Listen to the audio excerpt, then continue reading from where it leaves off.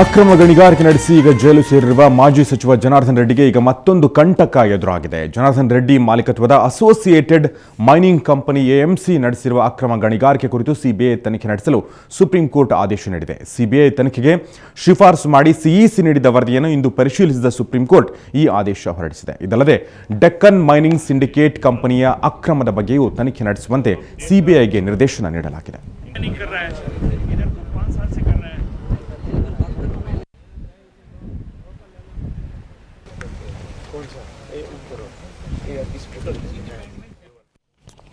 ಕುಣಿಯೋದೇ ನನ್ನ ವೀಕ್ನೆಸ್ಸು, ಹೀಗಂತ ರೇಣುಕಾಚಾರ್ಯ ಹೇಳಬಹುದೇನೋ? ಹೌದು, ರೊಚ್ಚಿಗೆದ್ದಿರುವ ರೇಣು ಈಗ ಸಿಕ್ಕಾಪಟ್ಟೆ ಸ್ಟೆಪ್ಸ್ ಹಾಕ್ತಿದ್ದಾರೆ. ಅವರ ತೈತಕ ನೋಡಿ ಬರೋಣ ಕೊಪ್ಪಳದ ಈ ಕಾದಾಟದಲ್ಲಿ.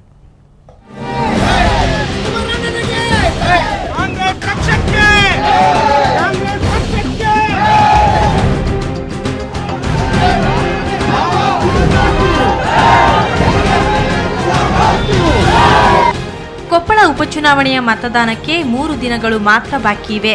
ಈ ಹಿನ್ನೆಲೆಯಲ್ಲಿ ಕೊಪ್ಪಳ ಕ್ಷೇತ್ರದಲ್ಲಿ ವಿವಿಧ ರಾಜಕೀಯ ಮುಖಂಡರ ಪ್ರಚಾರ ಕಾರ್ಯ ಜೋರಾಗಿದೆ.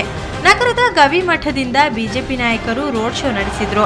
ರೋಡ್ ಶೋದಲ್ಲಿ ಸಿಎಂ ಸದಾನಂದಗೌಡ, ಮಾಜಿ ಸಿಎಂ ಯಡಿಯೂರಪ್ಪ, ಪಕ್ಷಾಧ್ಯಕ್ಷ ಈಶ್ವರಪ್ಪ, ಅನಂತಕುಮಾರ್ ಸೇರಿದಂತೆ ವಿವಿಧ ಮುಖಂಡರು, ಸಚಿವರು ಪಾಲ್ಗೊಂಡಿದ್ರು. ಸಚಿವ ರೇಣುಕಾಚಾರ್ಯ ಡಾನ್ಸ್ ಶೋನ ಹೈಲೈಟ್.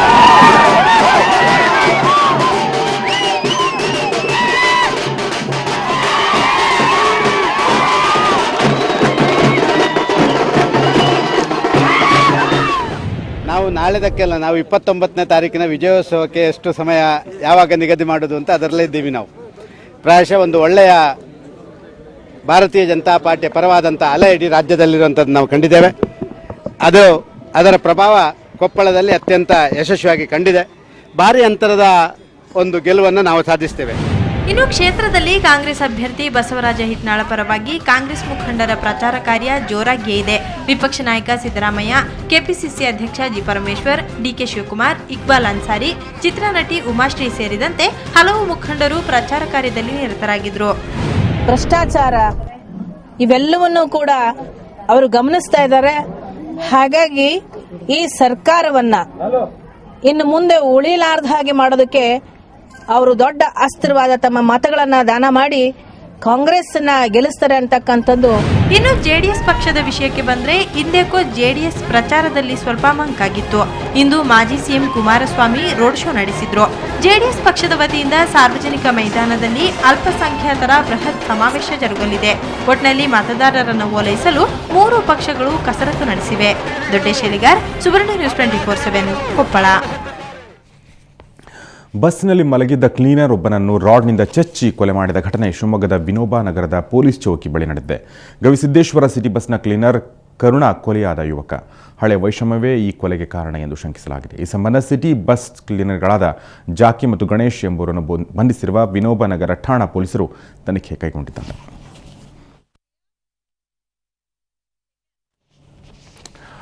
ಇಲ್ಲೊಬ್ಬಳು ಮಹಾತಾಯಿ ಆಗ ತಾನೇ ಹುಟ್ಟಿದ ಹಸುಗೂಸನ್ನ ಮುಳ್ಳಿನ ಪೊದೆಯೊಳಗೆ ಬೀಸಾಕಿ ಹೋಗಿದ್ದಾಳೆ. ಬಹಿರ್ದೆಸೆಗೆ ಹೋಗಿದ್ದ ಹೆಣ್ಣು ಮಕ್ಕಳು ಆ ಮಗುವನ್ನು ರಕ್ಷಿಸಿ ತಂದು ಈಗ ಡಾಕ್ಟರ್ಗೆ ತೋರಿಸಿ ಚಿಕಿತ್ಸೆ ಕೊಡಿಸಿದ್ದಾರೆ. ಈ ಅಮಾನವೀಯ ಘಟನೆ ನಡೆದಿರೋದು ಗದಗ್ನಲ್ಲಿ.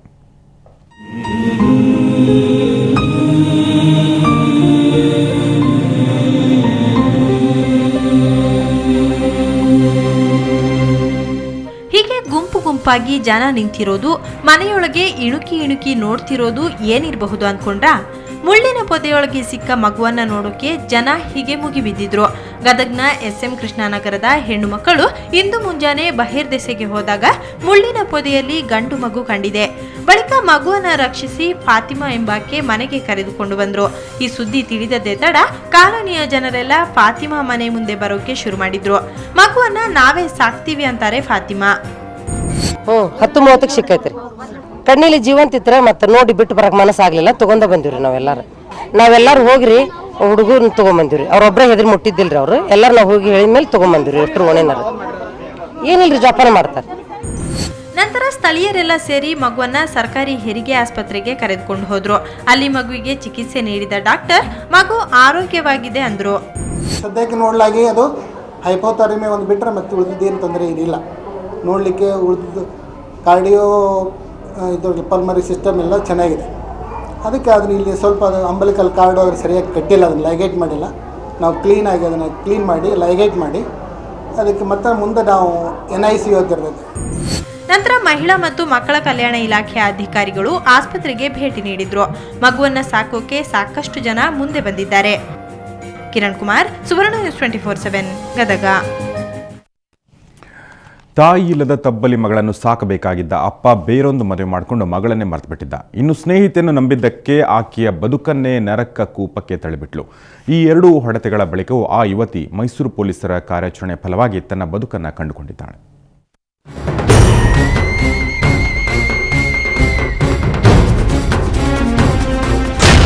ಈಕೆಯ ಹೆಸರು ತಪ್ಸಮ್. ಕೋಲಾರದ KGF ಮೂಲದವಳು. ತಂದೆ ಮುಸ್ತಾಫ್ 3 ತಿಂಗಳ ಹಿಂದೆ ಈಕೆಯನ್ನ KGFನ ಹಾಸ್ಟೆಲ್ಗೆ ಸೇರಿಸಿ ನಂತರ ನಾಪತ್ತೆಯಾಗಿದ್ದಾನೆ. ಇದರಿಂದ ತಪ್ಸುಮ್ಳ ಬದುಕಿನ ನಿರ್ವಹಣೆ ಕಷ್ಟವಾಗಿದೆ. ತಪ್ಸುಮ್ಳ ಅಸಹಾಯಕತೆಯನ್ನ ಅರಿತ ಸ್ನೇಹಿತೆ ಪ್ರೇಮ ಈಕೆಗೆ ಉತ್ತಮ ಭವಿಷ್ಯ ಕೊಡಿಸೋದಾಗಿ ನಂಬಿಸಿದ್ದಾಳೆ. ಆನಂತರ ಮೈಸೂರು ಮೂಲದ ಮಹಿಳೆಯೊಬ್ಬರಿಗೆ ತಪ್ಸುಮ್ಳನ್ನ ಮಾರಿದ್ದಾಳೆ. ಆಕೆ ತಪ್ಸುಮ್ಳನ್ನ ವೇಶ್ಯಾವೃತ್ತಿ ನಡೆಸುವ ಪದ್ಮಾ ಎಂಬಾಕೆಗೆ ಮಾರಿದ್ದಾಳೆ.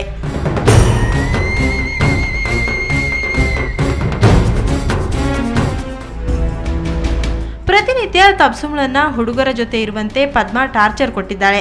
ಹುಡುಗರ ಜೊತೆ ಸಹಕರಿಸುವುದಕ್ಕೆ ತಪ್ಸಮ್ ಒಪ್ಪದಿದ್ದಾಗ ಆಕೆಗೆ ದೈಹಿಕವಾಗಿ ಹಿಂಸೆ ನೀಡಿದ್ದಾಳೆ. ಇದರಿಂದ ತಪ್ಸುಮ್ ಮೈಮೇಲೆಲ್ಲ ಸುಟ್ಟ ಗಾಯಗಳಾಗಿವೆ. ಪದ್ಮ ವೀನ್ ಹತ್ರ ಬಿಟ್ಟಿದ್ದೆ, ಫೋನ್ ಮಾಡಿಬಿಟ್ಟು ದುಡ್ಡು ಇಸ್ಕೊಂಡೆ.